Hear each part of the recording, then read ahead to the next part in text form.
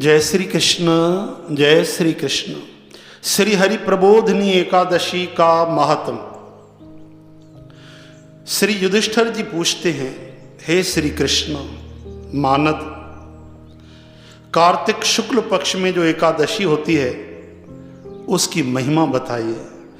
तब हमारे भगवान श्री कृष्ण चंद मुरली मुकंद आनंद कंद नंद नंद चंद कहते हैं, सुनो राजवृंद,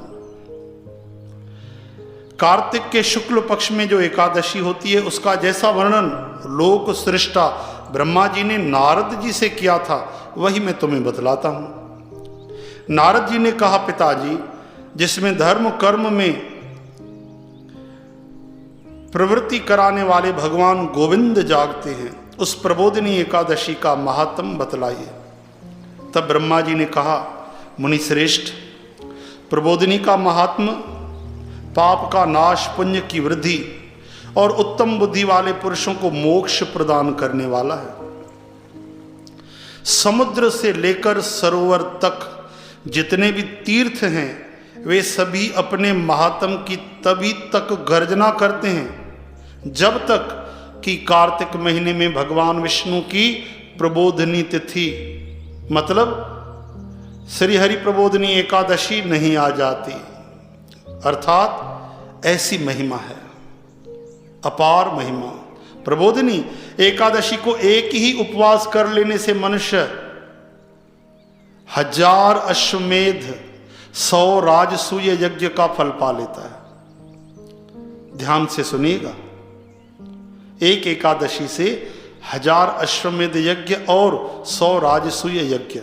बेटा, जो दुर्लभ है, जिसकी प्राप्ति असंभव है, जिसे तीनों लोकों में किसी ने भी नहीं देखा, ऐसी वस्तु के लिए भी याचना करने पर प्रबोधिनी एकादशी उसे देती है।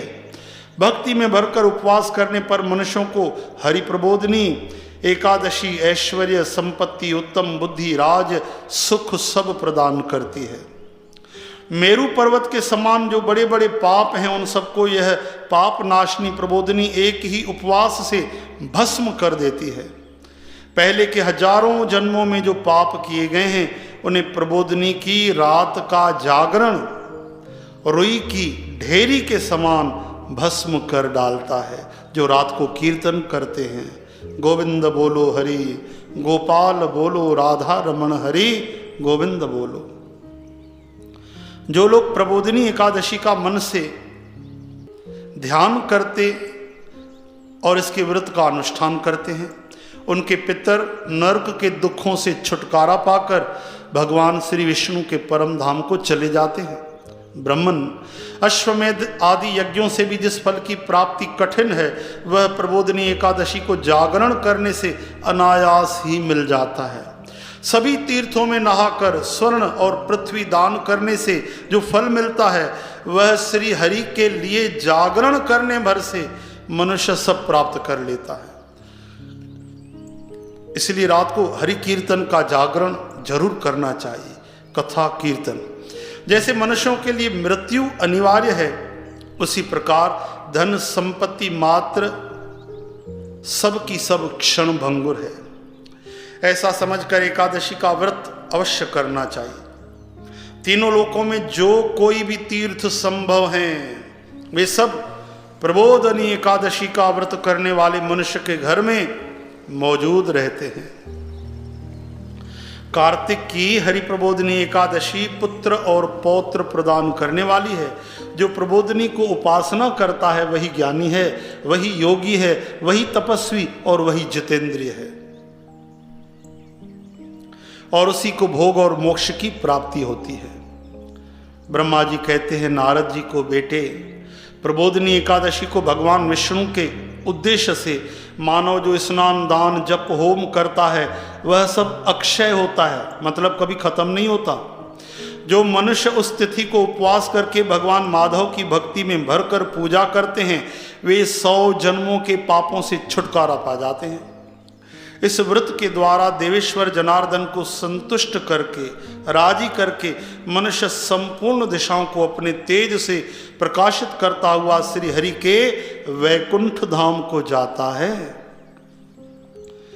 प्रबोधिनी को पूजित होने पर भगवान गोविंद मनुष्यों के बचपन, जवानी और बुढ़ापे में किए हुए 100 जन्मों के पापों को, चाहे वे ज्यादा हो या कम, सब धो डालते हैं। अतः सर्वथा प्रयत्न करके संपूर्ण मनोवांछित फलों को देने वाले देवादिदेव जनार्दन की उपासना करनी चाहिए।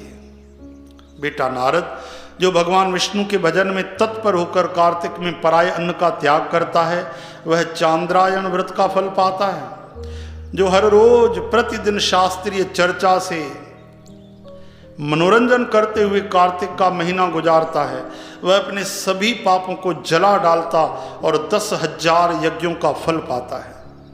कार्तिक महीने में शास्त्रीय कथा के कहने से, श्रवण करने से भगवान मधुसूदन श्री कृष्ण को जैसा संतोष होता है, वैसा उन्हें यज्ञ, दान अथवा जप आदि से भी नहीं होता। ऐसी कथा की महिमा है। जो शुभ कर्म परायण पुरुष कार्तिक महीने में 1 या आधा श्लोक भी भगवान श्री विष्णु की कथा कहते हैं, पढ़ते हैं, उन्हें 100 गौदान का फल मिलता है। महामुने, कार्तिक में भगवान केशव के सामने शास्त्र का स्वाध्याय या श्रवण करना, सुनना चाहिए। मुनि श्रेष्ठ, जो कार्तिक में कल्याण पाने के लोभ से श्री हरि की कथा का प्रबंध करता है, यानी भगवान की कथा का आयोजन करता है, वह अपनी 100 पीढ़ियों को तार देता है।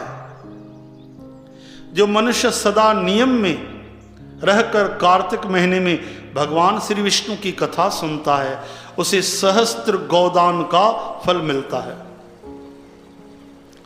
जो प्रबोधिनी एकादशी के दिन श्री विष्णु की कथा श्रवण करते हैं, उन्हें 7 दीपों से युक्त पृथ्वी दान करने का फल प्राप्त होता है। मुनि श्रेष्ठ, जो भगवान विष्णु की कथा सुनकर अपने शक्ति के अनुसार कथा कहने वाले की पूजा करते हैं, उन्हें अक्षय लोक की प्राप्ति होती है। नारद, जो मनुष्य कार्तिक महीने में भगवत संबंधी भजन, शास्त्र विनोद के द्वारा, कथा कीर्तन के द्वारा समय बिताता है, उसकी पुनरावृत्ति मैंने नहीं देखी है, मतलब उसको फिर जन्म लेते नहीं देखा। मुने, जो पुण्यात्मा पुरुष भगवान के सामने गाते हैं, कीर्तन करते हैं, नाचते हैं, साज बजाते हैं, श्री विष्णु की कथा करते हैं, वह तीनों लोकों के ऊपर विराजमान होते हैं।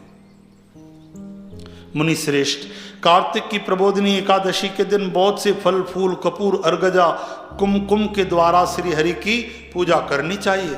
एकादशी आने पर धन की कंजूसी नहीं करनी चाहिए, क्योंकि उस दिन दान करने से असंख्य पुण्य की प्राप्ति होती है। प्रबोधिनी को जागरण के समय शंख में जल लेकर फल और कई तरह के द्रव्यों के साथ जनार्दन को अर्घ्य देना चाहिए।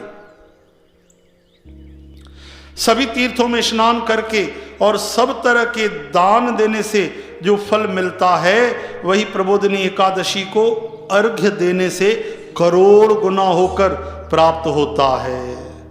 श्री कृष्ण गोविंद हरे मुरारे, हे नाथ नारायण वासुदेव। देवर्षे, अर्घ्य के पश्चात भोजन, आच्छादन और दक्षिणा आदि के द्वारा भगवान विष्णु की प्रसन्नता के लिए गुरु की पूजा करनी चाहिए। जो मनुष्य उस दिन श्रीमद् भागवत की कथा सुनता अथवा पुराण का पाठ करता है, उसे एक एक अक्षर पर कपिला दान का फल मिलता है। मुनि श्रेष्ठ, कार्तिक में जो मनुष्य अपनी शक्ति के अनुसार शास्त्रीय रीति से वैष्णव व्रत एकादशी का पालन करता है, उसकी मुक्ति अविचल है, पक्की है। केतकी के एक पत्ते से पूजित होने पर भगवान गरुड़ ध्वज 1000 वर्ष तक अत्यंत तृप्त रहते हैं। देवर्षे, जो अगस्त के फूल से भगवान जनार्दन की पूजा करता है, उसके दर्शन मात्र से नरक की आग बुझ जाती है। वत्स, जो कार्तिक में भगवान जनार्दन को तुलसी के पत्र और फूल अर्पण करते हैं, उनका जन्म भर का किया हुआ सारा पाप भस्म हो जाता है।